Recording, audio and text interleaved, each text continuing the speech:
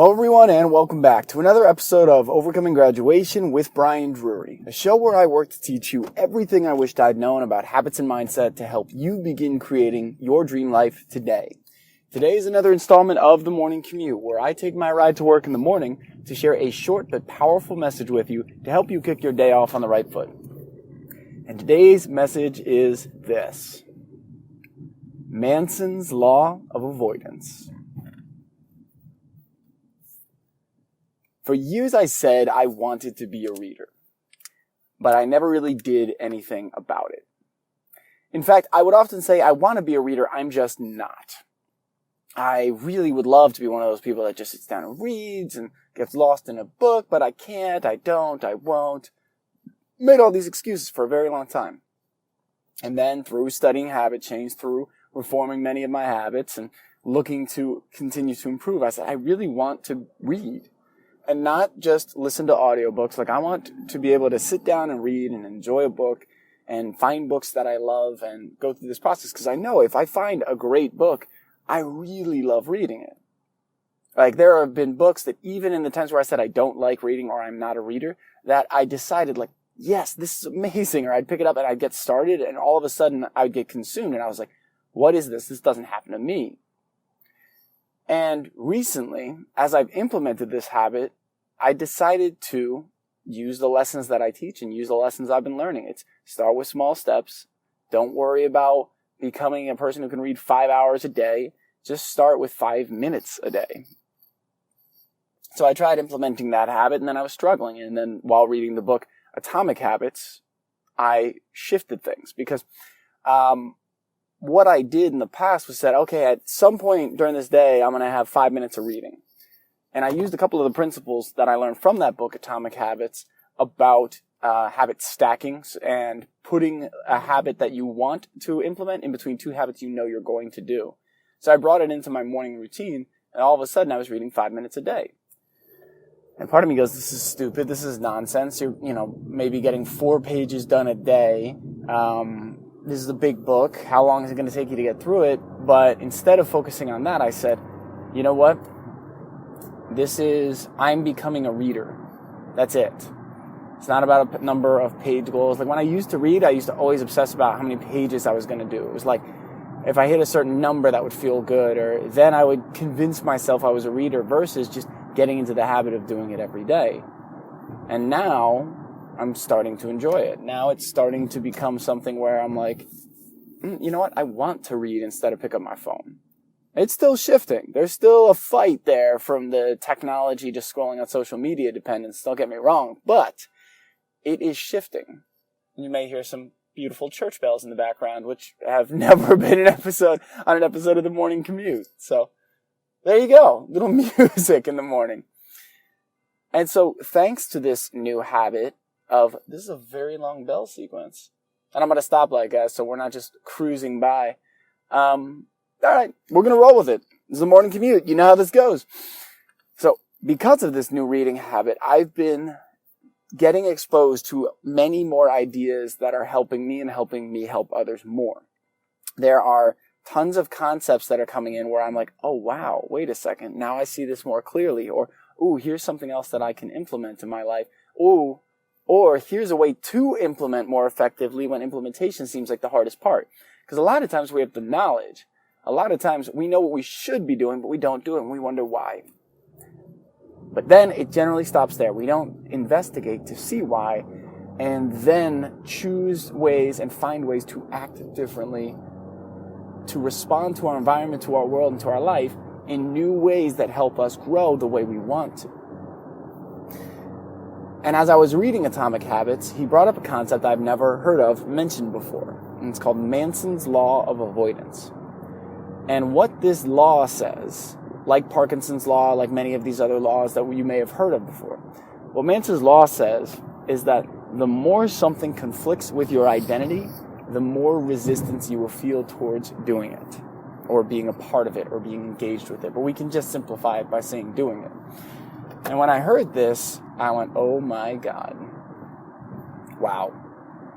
Because when I thought of all the different things in my life that I've worked to change, all the different habits that I have reformed, that I'm working to reform, I was like, my God, that's so true. Because some habits, it's not that we have such a huge identity conflict with them. It's just that we haven't really put any time or energy towards it. There have been plenty of those in my life where it wasn't really that hard of a habit to shift. I just needed to change some things around. A good example would be lots of times I forgot at my old job, I used to forget my ID. And we needed an ID badge to scan in every day. And I would forget that. And I would go, oh man, I'm forgetful or whatever. But really, I didn't say I was forgetful. I was like, I always forget my ID. So it wasn't deeply tied to my identity. I wasn't saying I'm a forgetful person. That wasn't really something I reinforced. I just said, man, sometimes I forget my ID all the time. I wasn't doing anything about it until finally one of my clients sent me a beautiful gift from a trip they went on. And it was this nice owl bowl. And I said, oh, you know what? I'm just going to put all my stuff that I need for the day, wallet, keys, headphones, sunglasses, and my ID badge in this bowl. And that way I empty the bowl and I've got everything I need. That was it. Quick, easy habit change. Because I know I'm not leaving without my wallet. I never forget my wallet. I can't forget my keys to go driving. So if I put all those things together in one spot, then I just have to grab everything there. I don't even have to think about it. So, easy habit to change. But then with something like my reading habit, or, which is funny because I had to get over the issues I had with the reading habit in order to find out this thing that is helping me with other habits. Very recently, personal finance. It's an interesting thing. And part of the reason I love doing this show, and one of my favorite parts about this show, it gives me and others a space to talk about things that everyone wants to and should be talking about, but we generally avoid. We generally take topics like, finances, sex, all these things that are critically important to our lives, very important to our health, our well-being, to the way we live, to our stress, to all this stuff. We don't talk, the general conversations in society don't center around how do we handle these massive challenges we're facing in terms of stress and anxiety in our society, sexual intimacy, of open communication, of financial independence and strength and stability. How do we battle the existing narratives? It's like those things aren't the common conversation most of the time because we don't want to go against the grain or we don't want to conflict with the existing story. We just lean into it, even if we hate it. Because there's a part of us that goes, well, it's better to be like the others and accepted than it is to be alone. And the beautiful thing is when you start to spend more time alone doing the things that you love, you find that there are lots of other people out there that love it too. But even beyond that, before we get to the others and the connection with others, how are we living and experiencing each and every day? Because that's the person, it may sound like a cliche, but it is true, is who's the person you spend the most time with? Well, it's the person that you see in the mirror every morning. That's the person. We spend more time with ourselves than anyone else. So it's like, so how is that experience going to be? Because if everyone on the outside thinks you're financially just crushing it and they think you're great, but on the inside you're constantly stressed, well, what is that? What kind of life is that? And so when I read about Manson's law of avoidance, I just had an experience where I had faced massive resistance with an existing identity and finally took a step to contradict it. I have known about many great personal finance books for years. I have said I really should learn more about my finances. I always felt like it was an uncomfortable spot for me. Like growing up in our family, my dad and mom always provided for us. We had tons. We had an incredible life, but money was a stressful topic. I remember talking about money being stressful. And so I adopted that same type of thing. And so what's an interesting, not paradigm, but an interesting way that our minds can work is that we can see a behavior and replicate it and then start to find ways to reinforce it. It's like, well, if I want to be stressed about money, what do I need to do? Well, no, don't look at it. It's like, yeah, you don't want to stress too much though, so don't spend more than you have, but don't really worry about savings or investing. Don't balance things. You hear about diversifying a portfolio, but what does that really mean? Don't worry about that stuff. Just feel that small sense of stress constantly and then spend frivolously a lot and then worry. And so I was living in that, and it's like, Because for a long time, I'm like, yeah, I'm not spending more than I'm making. Yes, I have debt, but I'm making enough to pay that debt, and it's all good. And then I made some big investments in coaching. And I said, oh, okay, now I've got a different paradigm. And I actually needed to get my brother's help because I was like, all right, man, hey, I'm in a more intense financial situation than I realized. And I had to shift some things around, take out a personal loan, like shift around some debt to make it more manageable. Because I was like, if I let this grow more, or if I made more investments, it could get to the point where it's unmanageable. So fortunately, my brother and I had that conversation, and then I made those shifts, and then I started tracking my finances more, but I still wasn't consistent with the habit, and I had more visibility, but I wasn't changing my behavior, and that's the biggest thing. That's what needs to change, is the way I spend. And so finally, I listened to Ramit Sethi's book, I Will Teach You to Be Rich. I heard Tim Ferriss talk about this years ago on his podcast, and I listened to the book, and I said, all right, great. Now it's time for action. And that's the missing step so often for us, is that we go, great, I have all this knowledge, I see it so much more clearly, oh my God, it's so obvious, and yet nothing's changing because we're not shifting the behavior. And so I said, okay, all right, it's game time. And I was experiencing Manson's law of avoidance big time. I go to sit down and look at my finances on the computer or make some shifts, and I'm like, no. I go to do the calculations to say, okay, Ramit says that I should put, cover all my fixed income. So, all right, here's my overall income for the month. And then I should take out all my fixed costs and the things that I know they're guaranteed, my rent, my utilities, an average of utilities, that type of stuff. And then whatever's left over, I can split up like this with these percentages that he put in the book. And just getting to that point was tough, but I said, Brian, it's time. Let's do this. Like, we got this. Let's just lean in. And so I split up all the percentages. And the thing was, what was happening was all of this was conflicting with this identity of I don't feel secure about my finances, or I don't know where my money's going. And all of us would go, well, I don't want that identity, but that was the one I was choosing for a long time and had chosen for a long time. So now that I'm trying to uproot it, it's like, whoa, no. You can't just get rid of me. My mentor, Sean Stevenson, said that when we're shifting or changing identity, it can feel like death because it is the death of an identity. But that can also be the time for the birth of a much greater, more authentic, more real, stronger, more enhanced, more evolved identity. And so I did it. I put together the spreadsheet. I said, these are my numbers. This is my amount for fixed costs for the month. This is for my other, like you can call, he calls them fixed costs as well, but like, groceries and gas, like my necessities more so. And then here's my money for investments. And then here's my money for guilt-free spending money, which I love that he has that component, because I know if I tried to just do something that was all like, hey, no frivolous spending, no fun spending throughout the month, that wouldn't work for me. It's like, it doesn't need to be a huge percentage, but to have something that I can use towards a night out, towards some food, towards a date. It's like, those are things, because towards my dance classes.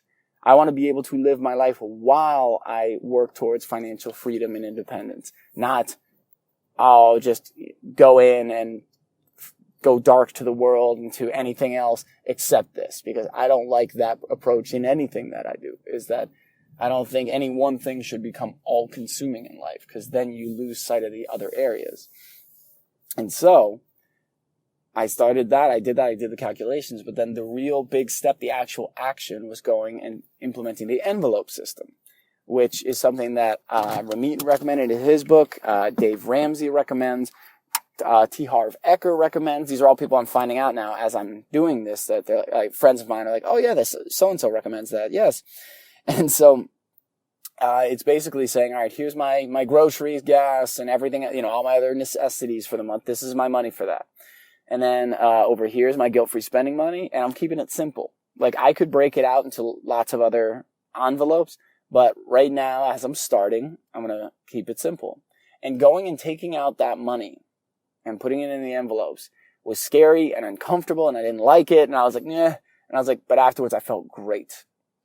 And last Friday was the first day I went grocery shopping with the envelope and saying, okay, or actually, no, I took the money out of the envelope and said, this is how much I have today. And it felt weird. And I was like, I have limits. But now, here's the beautiful thing. Here's what was missing in the past. Now, because I read that book, he said, you should not only have limits, but also goals. So that when you reach that resistance, like in the past, I would just be like, well, I'm not really saving for anything specific, or I'm not trying to this or that. So I'm just going to get this now. I'm going to get in and out. I'm going to get this. I deserve it. I work hard. Make all these excuses versus now I'm like, ooh, man, you know what? If I don't get this right now, I can pay off that loan that much faster. If I don't get this right now, I can have that much more money towards investing in, not my investment. I was thinking of like a shelf. I'm going to get a shelf for my room. And if I don't get this now, I can get that shelf at the end of the month if I've got the money. If I don't spend this right now, I can take whatever's left over at the end of the month and split it between my personal fund money and going towards paying down debt. And so what this has done is help me more clearly articulate and be connected with my priorities. And it's also building a system so that as more money starts to come in, I have ways, I know exactly what I'm going to do with it. Versus in the past, hey, I got a ton of money. Or hey, I just got a $10,000 check. I'm not saying that's ever happened, but let's all imagine. It's like a $10,000 check from a stranger for no reason. What do you do with that money? It's like, well, if you're used to spending everything you get or 90% of everything you get, that's going to be gone very quickly. We can all find ways to spend money. We all have things that we think will make our lives better, and then we buy and they just become another thing. But connecting with your priorities and building systems to support you, now I get to live life and have fun and have a blast and work towards financial freedom to be a millionaire, whatever it is. Because that's the thing. For me, it's not about millions of dollars or this or that. It's about building and sustaining the lifestyle that enables me to live the ways I want to. It's not about living someone else's dream. It's about mine. So my definition of financial freedom, which, total honesty, I'm still constructing. But it definitely comes with being free of debt in most ways. And I know some people say you can have manageable debt, but right now the goal is to be free of debt. And then having the ability to travel, to explore, and to have experiences and take care of myself the best ways I know how, and the people around me that I love. So I bring this up because it's a very real, very current example of Manson's law of avoidance appearing in my life. And I'd love for you to take a second to think about where in your life are you resisting the hell out of something because it conflicts with the existing identity you're choosing. And I'm saying those words very deliberately because we make choices. And when we take full responsibility for our life, nope, we can't blame anybody else, but we also are fully empowered to take things on ourselves. That it's not somebody else's responsibility or fault or whatever that we are the way we are. It is our choice. So what identity are you choosing that's not serving you?